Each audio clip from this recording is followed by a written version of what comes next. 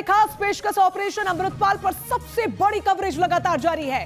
भगोड़ा अमृतपाल लगातार अपनी लोकेशंस बदल रहा है। लोकेशन बदलने के साथ साथ वो अपना हुलिया भी बदलने की कोशिश कर रहा है। ये बड़ा अपडेट हम आपको बता रहे हैं। इन सब के बीच अमृतपाल से जुड़ी बड़ी खबर।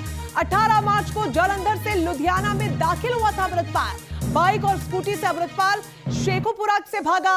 अमृतपाल का खास पप्पनप्रीत बाइक चला रहा था। ये तस्वीरें देखिए, ये अमृतपाल अपने खास के साथ नजर आ रहा है। अमृतपाल स्कूटी से लुधियाना के हार्डीज वर्ल्ड पार्क में उतरा।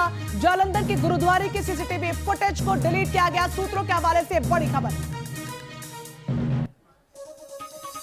तो अलग अलग तस्वीरें हम आपको दिखा रहे हैं, कहां से कहां वो भागा और इस वक्त कहां है, कौन सी सीसीटीवी फुटेज सामने आ रही है। ये तस्वीरों के जरिए हम आपको दिखा रहे हैं क्योंकि एक के बाद एक नई फुटेज सामने आ रही है। तो अमृतपाल का मूवमेंट देखिए, जालंधर से वो कहां आगे रवाना हुआ, ये मैप में आप साफ तौर पर देख सकते हैं। 18 मार्च को जालंधर से लुधियाना पहुंचा अमृतपाल। यहां पर शेखोपुरा में 50 मिनट तक वो रुका, ये बड़ी जानकारी।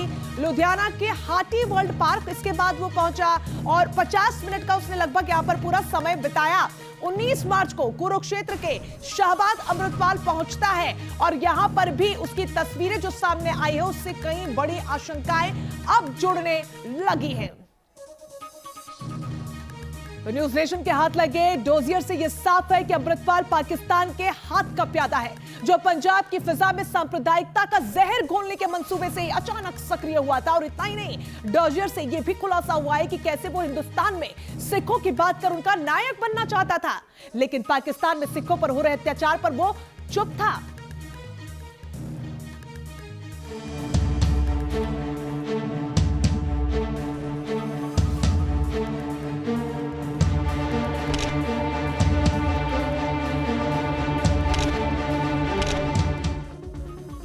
पाकिस्तान का प्यादा, आईएसआई का दुलारा, वो सिखों का नायक बनने चला था लेकिन बन गया देश का खलनायक। अमृतपाल के इरादे कितने जहरीले थे, इसका एक एक सबूत सुरक्षा एजेंसियों के हाथ लग चुका है।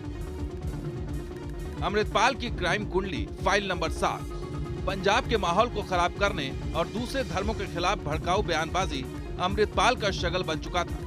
सिर्फ हिंदू धर्म ही नहीं, ईसाई धर्म के खिलाफ भी उसने भड़काऊ बयानबाजी की। तो वहीं अमृतपाल के उकसावे पर बाबा बंदा सिंह बहादुर इंजीनियरिंग कॉलेज में प्रवासी छात्रों को निशाना बनाया गया और उन्हें घेर लिया गया। अमृतपाल की क्राइम कुंडली फाइल नंबर 8 अमृतपाल की पिछले 10 दिनों की गतिविधियां बताती हैं कि कैसे वो संगठित रूप से कट्टरपंथी बनाने की मुहिम में जुटा हुआ था।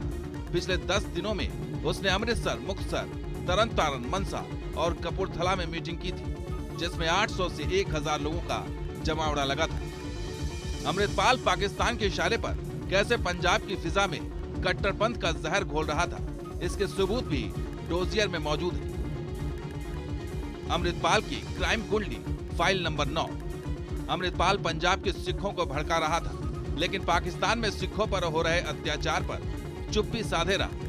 पाकिस्तान में सिखों के जबरन धर्मांतरण, गुरुद्वारा ननकाना साहिब पर हमला, महाराजा रणजीत सिंह की मूर्ति को नुकसान पहुंचाने और पाकिस्तान में एक गुरुद्वारा को बंद करने का जिक्र उसने कभी अपने भाषणों में नहीं किया।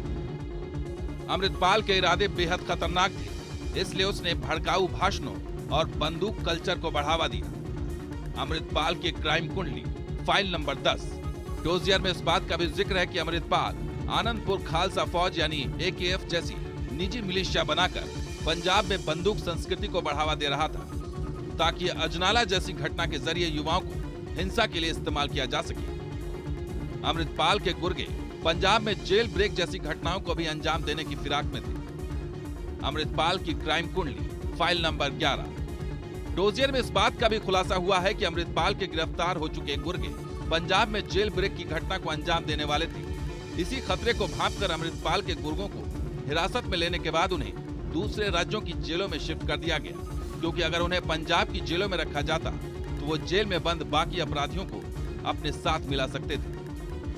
अमृतपाल की मोडस ऑपरेंडी बताती है कि वो व्यवस्थित तरीके से खुलेआम सत्ता और कानून को चुनौती दे रहा था।